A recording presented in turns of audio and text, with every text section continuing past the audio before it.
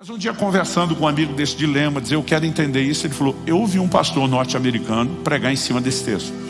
Eu não sei nem quem era, acho que nem na época ouvi o nome, se ouvi não me lembro para poder dar o crédito, mas ele, resumindo a mensagem do homem, disse que ele pegava esse texto, e foi uma das melhores explicações que eu tive acesso na vida, que basicamente foi a única, né? Mas ela fez muito sentido.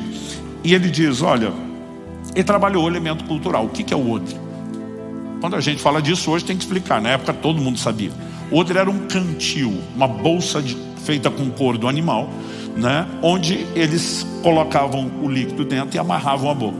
Por que normalmente a Bíblia associa o odre ao vinho? Jesus diz que você não põe vinho novo em odres velhos.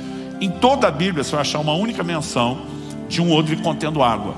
Então ele podia ter esse papel de cantil quando alguém estava em movimento, em viagem, e precisaria de reserva de água e não tinha uma forma mais prática de carregá-lo. Porque aí você não vai levar uma talha de pedra, não vai levar uma vasilha de barro, né? Nada do gênero. Mas você tem uma outra exceção, também uma única vez, que a Bíblia fala de um odre contendo leite.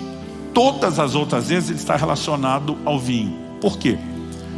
Porque os povos antigos descobriram que o processo de fermentação do suco de uva recém-pisado, esmagado no lagar, né?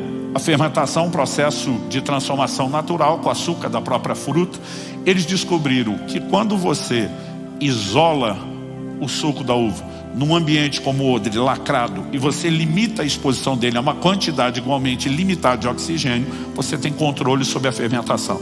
Então eles botavam o suco da uva na bolsa, lacravam. Começava o processo de fermentação, a bolsa ia pegar pressão, por isso que Jesus falou que se o odre for velho, se o couro fosse ressecado, não suportaria a pressão, né? Então, por essa razão, ele passou a ser usado basicamente como um instrumento de fermentação, ou traduzindo, de transformação do suco em vinho.